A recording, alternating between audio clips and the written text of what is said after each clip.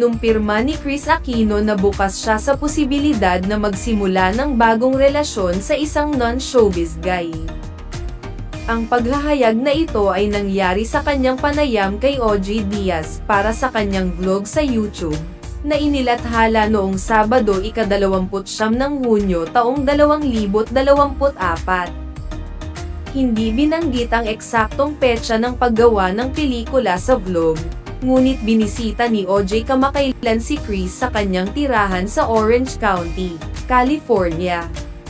Sa panayam, unang itinuro ni OJ ang kanyang tanong sa anak ni Kris na si Bimby, inquiring about the status of his mom's heart.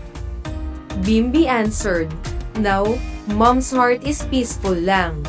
Peaceful, steady, at peace." Yun.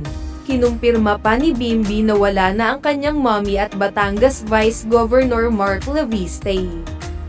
When OG asked, "May bago na ba?" Medyo nagulat si Bimby but handled it gracefully, saying, "Bahala na si nanay ang magsabi. And sa tingin ko, si mom na ang baalang magsabi." Gayunpaman, maririnig si Kris sa background, na nagbibigay sa kanya ng pahintulot na sumagot ng meron. Hearing the news, OG asked again, "Meron na ang mama mo?" Patuloy ni Bimby, "He's a very good guy. Very good guy to me. Medyo makulit lang. Pero, he's a very good guy." Nang marinig ang huling komento ng kanyang anak, medyo nataranta si Kris, na nag-udyok sa kanya na pumunta sa cam upang linawin ang sitwasyon. She said, "Hindi naman love life but it just flowed. Nangyari. And he's a doctor. And I think that's part of the reason why it was easy. Kasi alam niya ako anong pinagdadaanan ko.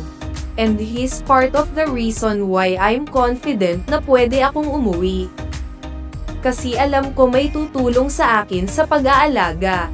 So obviously, by saying that, alam na nila na he's a doctor based in the Philippines. Hindi napigilan ni Kris na ibunyag na sa Makati nakabase ang doktor. She said, "Okay, it ends there, Makati. Ang laki naman ng Makati, Bim. At maraming ospital in Makati and in BGC." Nilinaw din ni Kris na walang overlap sa pagitan ni Batangas Governor Mark Leviste at ng doktor, dahil medyo matagal na silang hiwalay ni Mark. She said, "Can I just say na may malaking gap naman? Hindi naman siya nagkasabay. At hindi siya ang dahilan kung bakit. Walang overlap. Walang overlap at hindi siya yung dahilan kung bakit hindi kami naging okay." Matatandaang naghiwalay sina Kris at Mark noong November 2023. Pero patuloy pa rin si Mark sa pagbibigay ng updates tungkol kay Kris kahit na pagkatapos ng kanilang breakup.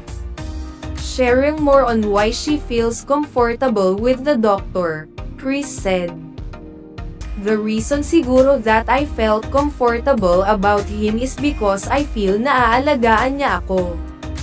And important yun sa taong may nararamdaman na mahirap gamutin. Kasi you need someone na pwede mong sandalan. Yan lang yun siguro." Huwag kalimutan mag-like, share, comment at subscribe sa channel na ito for more showbiz updates.